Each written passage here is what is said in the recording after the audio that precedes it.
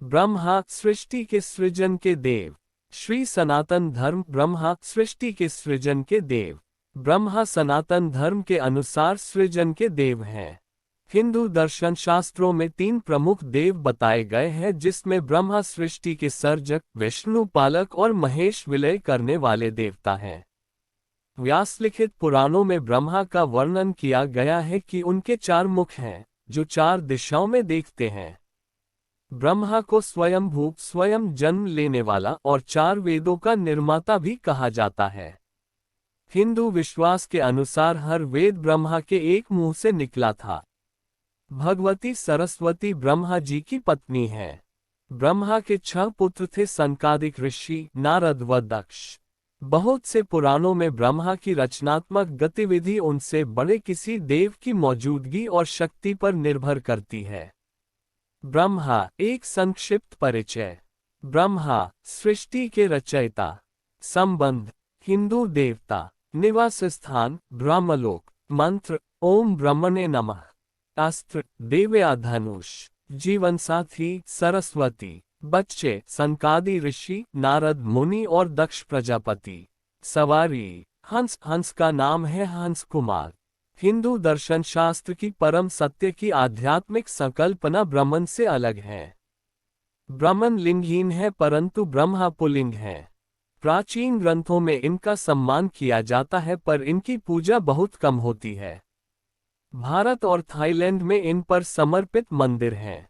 राजस्थान के पुष्कर का ब्रह्मा मंदिर और बैंकॉक का इरावन मंदिर इसके उदाहरण हैं। व्युत्पत्ति जो कि इस प्रकार है। कर्नाटक के सोमनाथपुरा में 12वीं शताब्दी के चेन्नाकेस्वा मंदिर में ब्रह्मा की मूर्ति। ब्रह्मा की उत्पत्ति के विषय पर वर्णन किया गया है। ब्रह्मा की उत्पत्ति विष्णु की नाभि से निकले कमल में स्वयंभू हुई थी। इसने चारों ओर देखा, जिनकी वजह से उनके 4 मुख हो गए। भारतीय दर्शन शास्त्रों में निर्गुण, निराकार और सर्वव्यापी माने जाने वाली चेतन शक्ति के लिए ब्रह्म शब्द प्रयोग किया गया है। इन्हें परब्रह्म या परम तत्व भी कहा गया है। पूजा पाठ करने वालों के लिए ब्राह्मण शब्द प्रयोग किया गया है। पुराणों के अनुसार ब्रह्मा सृष्टि के निर्माण का श्रेय पार्वती जी को भी देते हैं। ब्रह्मपुत्र ब्रह्मा के 6 पुत्र हैं। सनकादिक ऋषि सनक, सनंदन, पुलस्त्य, नारद मुनि और दक्ष। इतिहास वैदिक साहित्य। विष्णु और शिव के साथ ब्रह्मा के सबसे पुराने उल्लेखों में से एक पहली सहस्राब्दी ईसा पूर्व में लिखित मैत्रायणी उपनिषद के 5वें पाठ में है। ब्रह्मा का उल्लेख पहले कुत्सायना स्तोत्र कहलाए जाने वाले छंद 5.1 में है। फिर छंद 5.2 इसकी व्याख्या करता है। सर्वेश्वरवादी कुत्सायना स्तोत्र कहता है कि हमारी आत्मा ब्रह्मन है और यह परम सत्य या ईश्वर सभी प्राणियों के भीतर मौजूद है। यह आत्मा का ब्रह्मा और उनकी अन्य अभिव्यक्तियों के साथ इस प्रकार समीकरण करता है, तुम ही ब्रह्मा हो, तुम ही विष्णु हो, तुम ही रुद्र शिव हो, तुम ही अग्नि, वरुण, वायु, इंद्र हो, तुम सब हो। छंद 5.2 में विष्णु और शिव की तुलना गुण की संकल्पना से की गई है। यह कहता है कि ग्रंथ में वर्णित गुण, मानस और जन्मजात प्रवृत्तियां सभी प्राणियों में होती हैं। मैत्री उपनिषद का यह अध्याय दावा करता है कि ब्रह्मांड अंधकार तमस से उभरा है, जो पहले आवेग रजस के रूप में उभरा था, पर बाद में पवित्रता और अच्छाई सत्व में बदल गया। फिर यह ब्रह्मा की तुलना रजस से इस प्रकार करता है। फिर उसका वो भाग जो तमस है, हे पवित्र ज्ञान के विद्यार्थियों, ब्रह्मचारी रुद्र है। उसका वो भाग जो रजस है, हे पवित्र ज्ञान के विद्यार्थियों, ब्रह्मा है। उसका वो भाग जो सत्व है, हे पवित्र ज्ञान के विद्यार्थियों, विष्णु है। वास्तव में वो एक था, वो 3 बन गया, 8, 11, 12 और असंख्य बन गया। यह सबके भीतर आ गया, वो सबका अधिपति बन गया। यही आत्मा है, भीतर और बाहर, हाँ भीतर और बाहर। मैत्री उपनिषद 5.2। हालांकि मैत्री उपनिषद ब्रह्मा की तुलना हिंदू धर्म के गुण सिद्धांत के एक तत्व से करता है, पर यह उन्हें त्रिमूर्ति का भाग नहीं बताता है। त्रिमूर्ति का उल्लेख बाद के पौराणिक साहित्य में मिलता है। पौराणिक साहित्य भागवत पुराण में कई बार कहा गया है कि ब्रह्मा वह है जो कारणों के सागर से उभरता है।